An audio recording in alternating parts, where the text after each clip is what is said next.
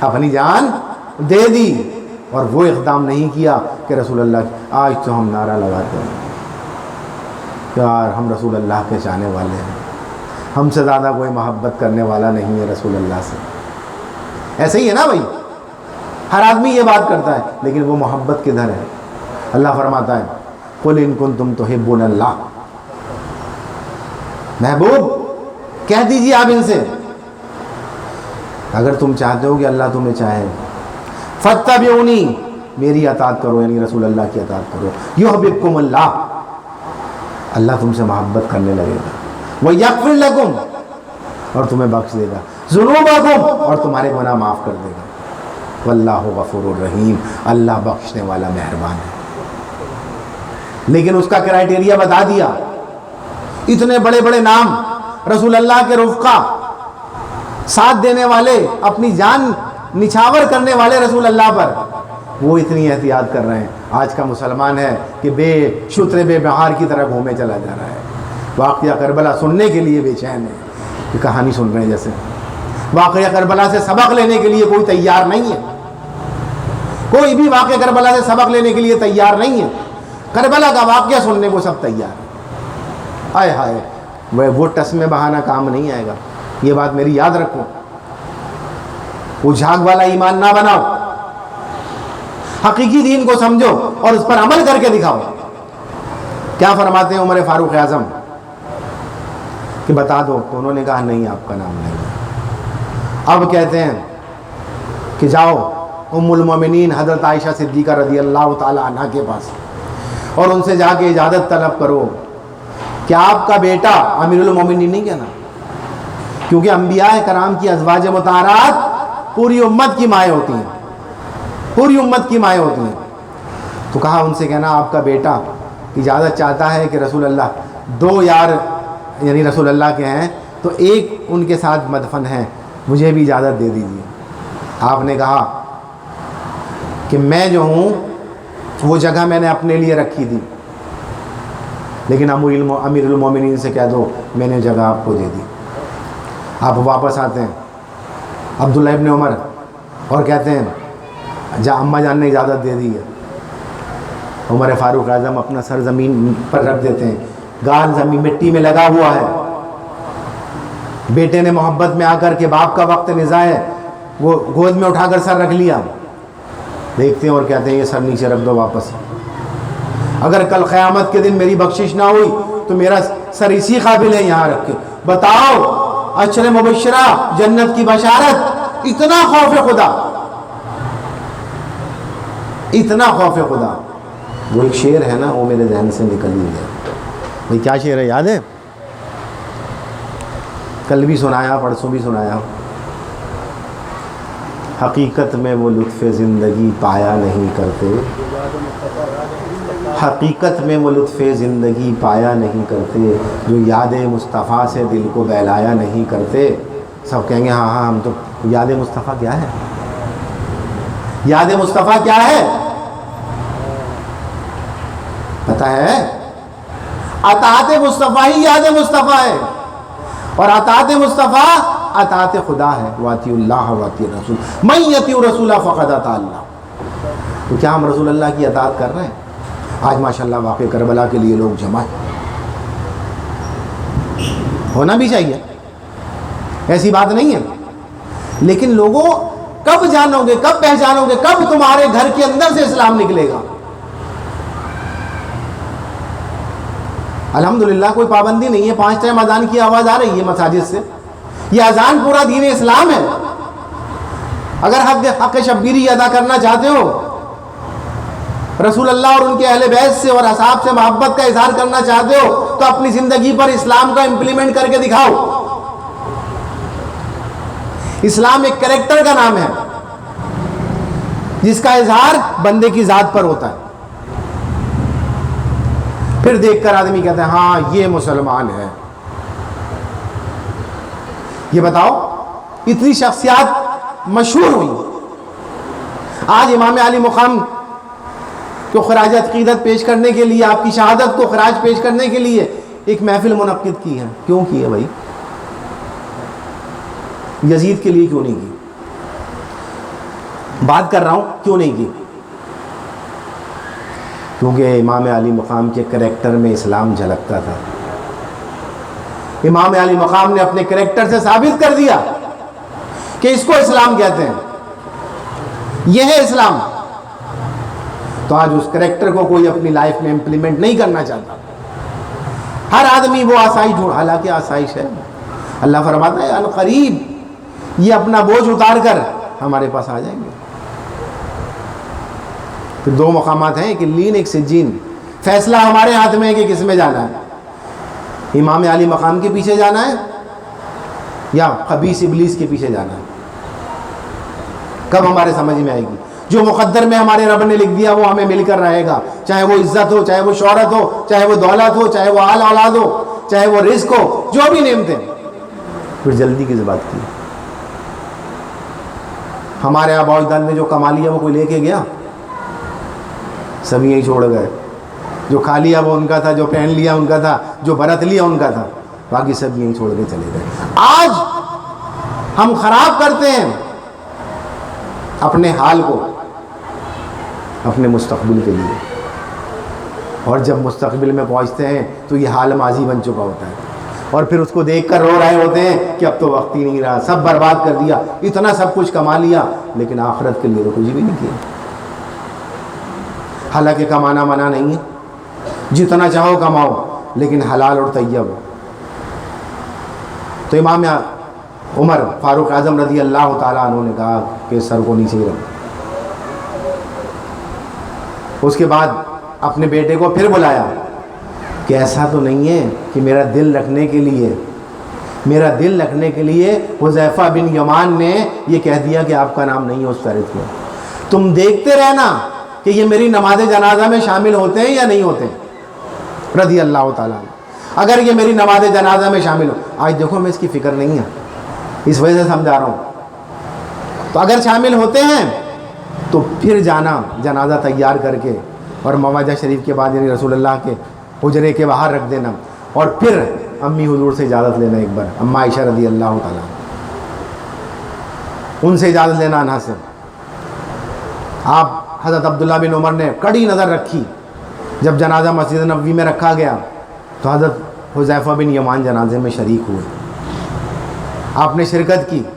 پھر آپ سمجھ گئے, پھر جنازہ لے جا کے رکھا اور کہا یہ وصیت تھی بابا جان کی, تو میں دوبارہ اجازت چاہتا ہوں, کیا آپ اجازت دیتی ہیں؟ کہا ہاں میں اجازت. یعنی کتنی سی بات کہ رسول اللہ نے منافقین کی ایک فہرست دی تھی, تو اتنا ڈرتے تھے کہ وہ منافق میں تو نہیں ہوں. آج تو اکثریت منافقت کرتی پھر رہی ہے. اکثریت کی بات کر رہا ہوں, کسی فردن کسی کو نہیں کہہ رہا. ہمیں اپنے کردار کو خود چیک کرنا ہوگا کہ یہ کردار امام علی مقام کے کردار سے میچ کرتا ہے, یہ کردار حضرت عمر سے میچ کرتا ہے نہیں. اگر ایسا نہیں ہے تو پھر پریشانی والی بات ہے, اور اگر ایسا ہے تو بہت اچھی بات ہے, اس میں اور ترقی کی بات کرنی چاہیے. تو اللہ کہہ رہا ہے ہم تمہیں ضرور آزمائیں گے, ہم تمہیں ضرور آزمائیں گے. تو جب دشمنوں کے نرغے میں حرم کعبہ کے اندر ان مشرکین مکہ کی موجودگی میں صدیق کو آزمایا تو انہوں نے پیٹا گیا, مارا گیا, لہو لہان کر دیا گیا, مار کر بے ہوش کر دیا گیا, اور اس آزمائش کو انہوں نے جھیل لیا اور پورے اترے. اسی طرح جب حسینیت کی بات آئی پھر وَلُنَبْلُوَنَّكُمْ, ہم تمہیں ضرور آزمائیں گے. یا اللہ کیسے آزمائے گا؟ بِشَيْءٍ مِّنَ الْخَوْفِ وَالْجُوعِ وَنَقْصٍ مِّنَ الْأَمْوَالِ وَالْأَنفُسِ وَالثَّمَرَاتِ. خوف سے, بھوک سے, مالوں میں نقصان سے, جانی نقصان سے, اور پھلوں میں نقصان سے یعنی ثمرات میں نقصان سے. یہ 5 آزمائشیں ہوں گی, یعنی 5 امتحانات ہوں گے. توجہ کیجئے گا, 5 امتحانات ہوں گے اور 5 میں بیک وقت پاس ہونا ہے. کسی کو ایک سے آزمایا گیا, کسی کو 2 سے, کسی کو 3 سے, اور کسی کو 5 سے. تو امام علی مقام, میں نے کہا نا جتنا بڑا مرتبہ, جتنا بڑا منصب اتنی بڑی آزمائش. اس وقت بھی وہ آزمائش کا دور ہے. من الخوف, کبھی آزماؤں گا دشمن کے خوف سے کہ دشمن بہت قوی ہے, آج پوری دنیا ایک طرف تھی، تھی نا، اور وہ چند لوگ ایک طرف تھے۔ رسول اللہ کی بشارت کہ تم حق پر ہو، حق کے لیے ڈٹ جاؤ، اور انشاءاللہ فتح تمہاری ہوگی۔ 20 سال بعد اسلام کی فتح ہوگی۔ اللہ اکبر۔ اس کی تعداد بہت زیادہ، اس کے پاس آلات حرب یعنی جنگی سامان بہت زیادہ، اور اس کا لشکر بہت بڑا۔ اب یزیدی لشکر جب سامنے سے گزرتا تھا تو بی بی سکینہ چھوٹی، بابا یہ کون لوگ ہیں؟ یہ تلواریں جھنکار رہے ہیں، خوف سے ڈرا رہے ہیں۔ آپ نے فرمایا بیٹا فکر نہیں کرو، ہمیں ان کی تلواروں کی پرواہ نہیں ہے، ہم تو حق پر قائم رہیں گے۔ ہم حق کو غالب کرنے کے لیے آئے ہیں۔ غالب کرنا تو اللہ کا کام ہے، محنت کرنا ہمارا کام ہے، اس کی راہ میں کامیابی سے ہمکنار ہونا ہمارا کام ہے، کیونکہ انسان کسی کو ہدایت نہیں دے سکتا، یہ بات یاد رکھو۔ ہدایت کی بات تو بتا سکتا ہے، ہدایت دینا اللہ کا کام ہے۔ تو کہا بابا یہ کون لوگ ہیں؟ بیٹے غم نہ کھاؤ، ہم ان سے نہیں ڈرتے۔ کئی دن فاقہ ہوا، کافر مالدار، مومن بے مال۔ توجہ فرمائے، ابتدائی اسلام میں تو مسلمان بالکل مفلوق الحال تھے، اور بے ایمان دولت اور مالا مال تھے۔ پھر جب بات سمجھ میں آئی تو لوگ سمجھنے لگے کہ کیا مسئلہ ہے، کیا بات ہے۔ تو جب آزمایا گیا امام علی مقام کو اس خوف سے، تو آپ نے ذرا سی بھی بھاگنے کی کوشش نہیں کی، اور ڈٹ گئے۔ کیوں ڈٹ گئے؟ کہ آپ حق پر تھے۔ وہ جو چھٹی منزل تھی جو کہ دین اسلام کی، جو کہ گرا دی گئی تھی، اس کو تعمیر کرنے کے لیے کھڑے۔ اچھا دین منزل کون سی ہے؟ جہاد۔ رکن اسلام پہلی منزل توحید، دوسری منزل نماز قائم کر لو، تیسری منزل روزہ، زکوٰۃ اور حج، اور ان سب کو نافذ کرنے کے لیے جہاد۔ بہرحال میں یہ بات کر رہا تھا، کئی دن تک بھوک پیاس کے خوف سے بھی آپ نے یہ نہیں کہا کہ چلو یہاں سے بھاگ جاتے ہیں، کہا ہم تو حق پر ہیں، اب تو ہم نے یہیں رہنا ہے۔ ڈٹ گئے آپ اسی مقام پر، اور کیا کیا؟ کہا نہ گھبراؤ، نہ پریشان ہو، نہ مشکل میں آؤ، ہم ضرور اس امتحان میں کامیاب ہوں گے۔ آج ہمارے یہاں ہوتا کیا ہے؟ ذرا سی کوئی بات ہوئی، کسی نے جھوٹا دلاسا دے دیا، کسی نے رقم دکھا دی، کسی نے ڈرا دیا، ڈر گئے اور حق بات چھوڑ دی، حق کا دامن ہاتھ سے چھوڑ دیا۔ جب حق کا دامن ہاتھ سے چھوڑو گے تو حق شبیری کیسے ادا کرو گے؟ حق شبیری تو ادا نہیں کر سکتے۔ حق شبیری ادا کرنے کے لیے آپ کا استقامت کے ساتھ دین حق پر قائم رہنا ضروری ہے، کیونکہ دین نے پورا کرائٹیریا بتا دیا۔ بھوک سے بھی آپ نہیں گھبرائیں،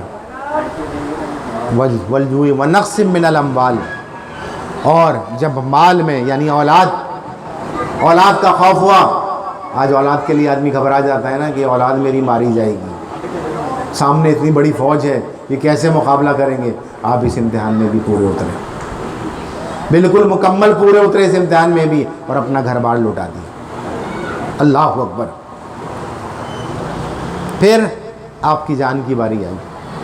جب آپ کی جان کی باری آئی، اس میں بھی آپ ثابت قدم رہے۔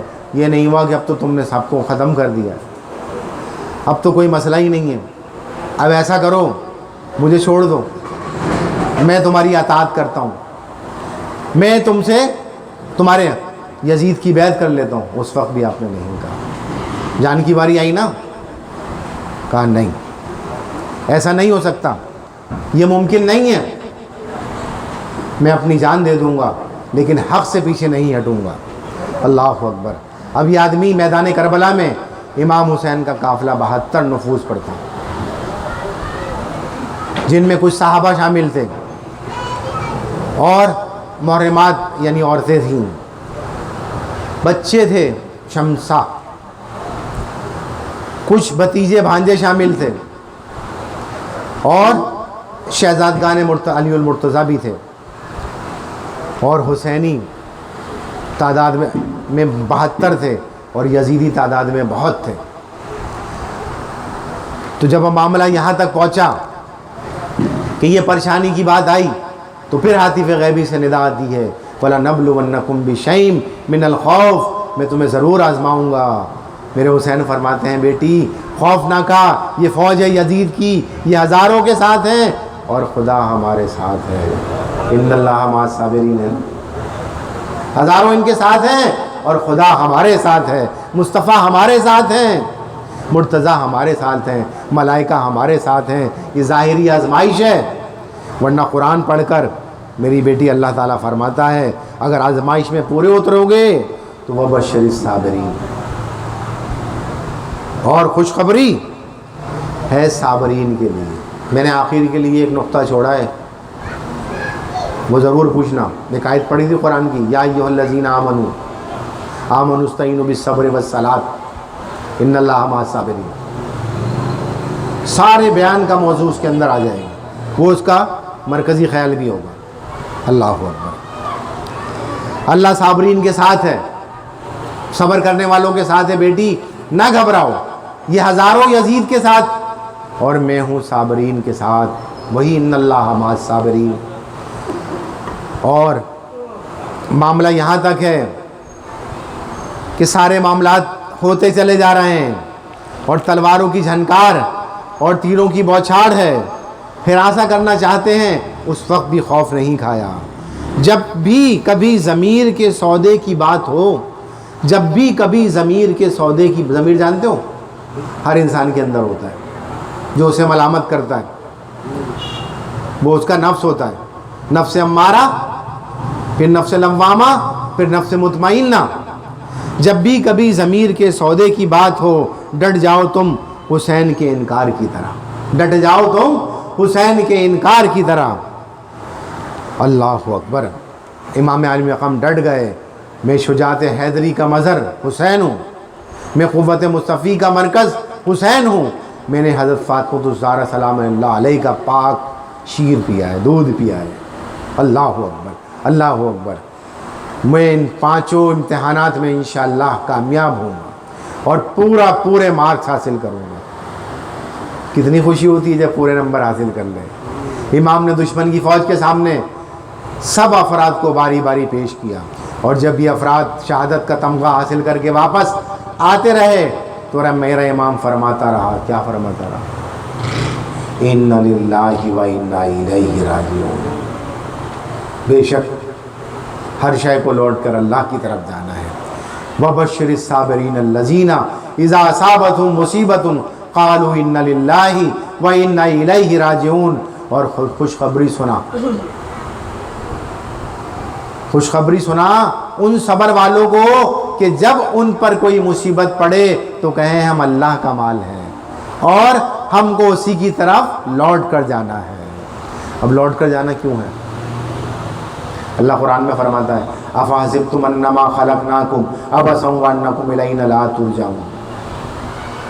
سنو اس بات کو غور سے سنو، اللہ فرماتا ہے کیا ہم نے تمہیں بے فائدہ پیدا کیا، بے مقصد پیدا کیا، بے مصرف پیدا کیا، اور کیا تم ہمارے پاس لوٹائے نہیں جاؤ گے؟ لوٹائے کس لیے جاؤ گے؟ ابھی امتحان گاہ میں ہو، ابھی دارالعمل میں ہو، جیسا عمل کر لو گے، جیسا عمل کر لو گے ویسا معاملہ پالو گے۔ تو دارالعمل میں اچھے عمل کرو، جب نیک اور اچھے عمل کرو گے تو حق حسینیت ادا کرو گے، ورنہ یہ کہتے رہو گے اسلام زندہ ہوتا ہے کربلا کے بعد۔ اسلام تو زندہ تھا بھائی، کیا نمازیں نہیں ہو رہی تھیں؟ ایسا تھوڑی تھا، نمازیں بھی ہو رہی تھیں، سب کچھ ہو رہا تھا، لیکن اصل روح بھول گئے تھے، جو آج بھول گئے۔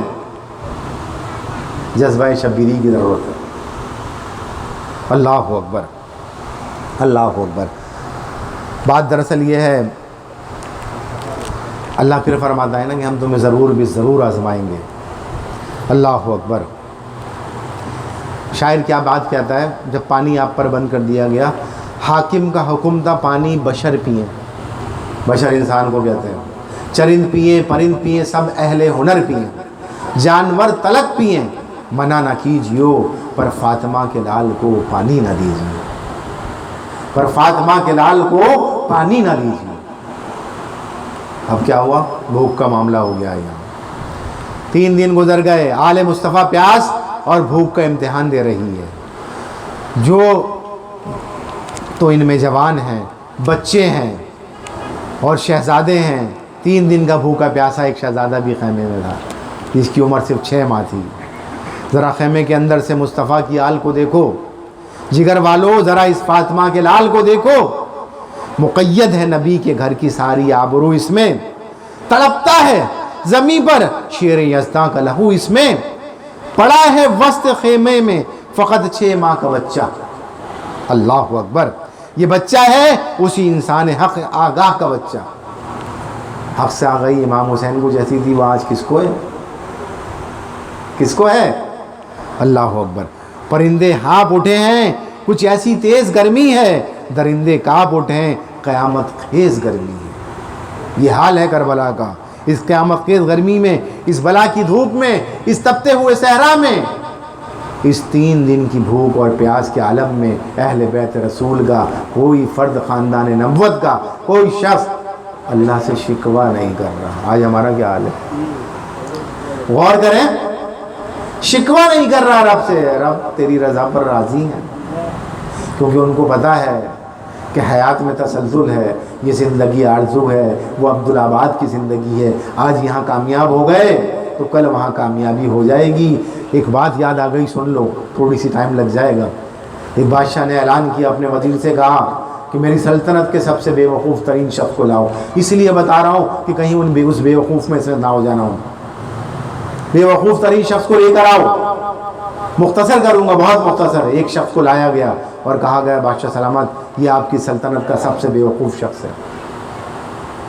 بادشاہ نے ان سے چند سوالات کیے, اس نے جوابات دیے, مہمان خانہ جواب دیے. بادشاہ نے کہا ہاں تم سے زیادہ بے وقوف کوئی نہیں ہے. ایک قیمتی ہار اٹھا کے اس کے گلے میں ڈال دیا.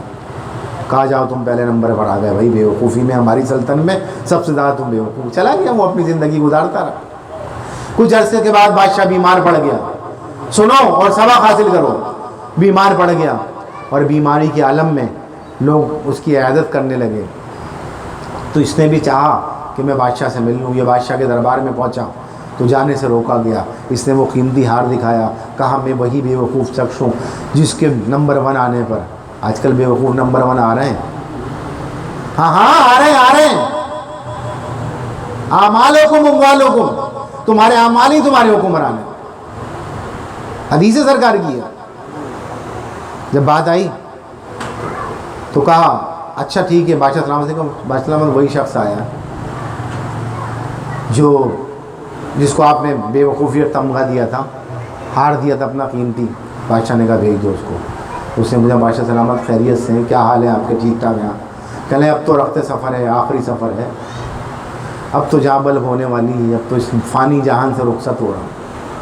کہا اچھا بادشاہ سلامت, تو آپ نے وہاں کے لیے کوئی فوج وغیرہ بھیج دی, کوئی دستے بھیج دیے کہ آپ سے پہلے جا کے وہاں انتظام سنبھال لیں؟ کوئی گدا تکیا, کوئی بستر بھیج دیا, کوئی خدام, کوئی کنیزیں بھیج دیں؟ کہا نہیں. کہا نہیں بھیجا. اتنا لمبا سفر کرنے جا رہے ہیں آپ؟ کہاں جا رہا ہوں, اب تو روح نکل جائے گی, لمبا سفر. تو کہنے آپ نے کچھ نہیں بھیجا؟ کہنے گا نہیں. تو کہنا پھر بیوقوف تو آپ ہوئے بھائی.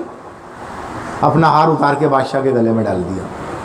کہنے پھر بیوقوف نہیں, اس سلطنت کے سب سے بے وقوف آدمی آپ ہوئے کہ آپ نے اس دنیا میں رہتے ہوئے اس جان کے لیے کوئی انتظام نہیں کیا.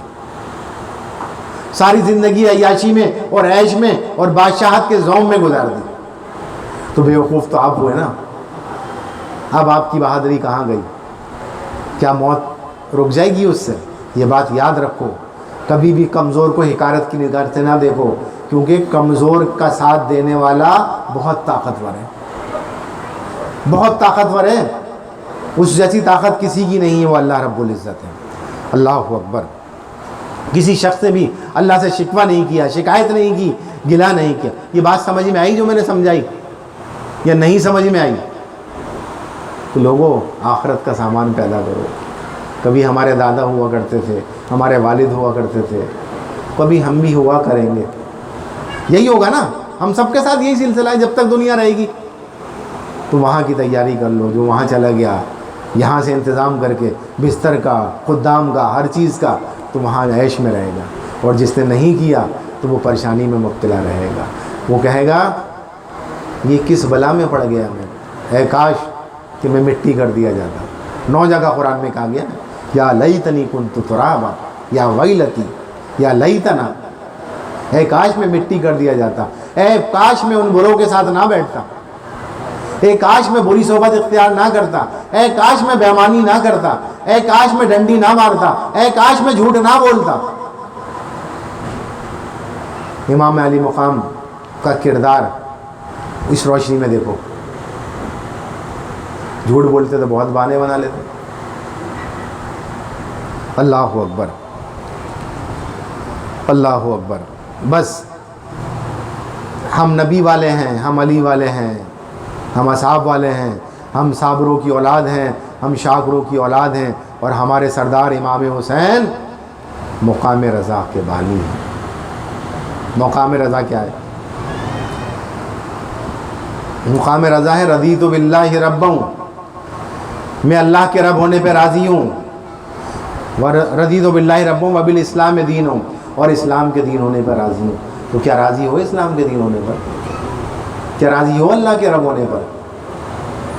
وبسیدنا مولانا محمد صلی اللہ علیہ وسلم نبی و رسولا، اور محمد صلی اللہ تعالیٰ علیہ وسلم اللہ کے نبی و رسول ہیں. اس پر راضی ہو اس پر راضی؟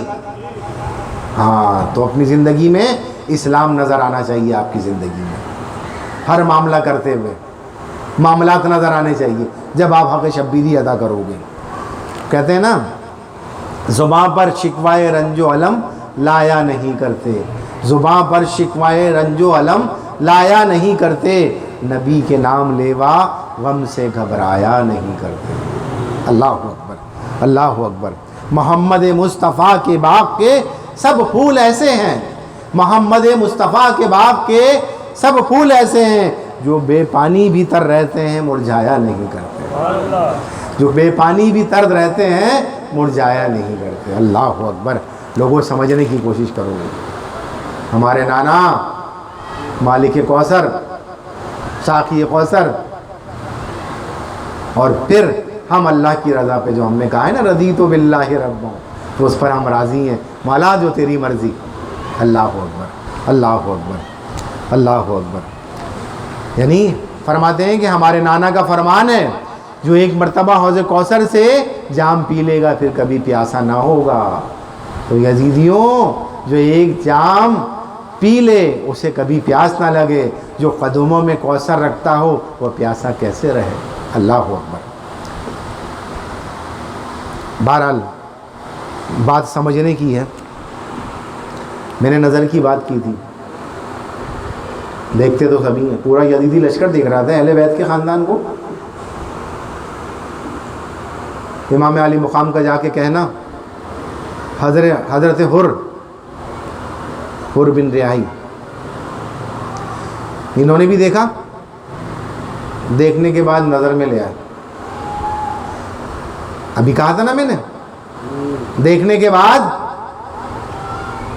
نظر کی، اور نظر کے بعد اس کو سمجھا، اور سمجھ کے عمل کیا، اور اپنے گھوڑے کو ایڑ لگائی. کہا کہ ایک طرف میرے عیش ہے دنیا کا، سارے معاملات ہیں، اور ایک طرف جنت ہے.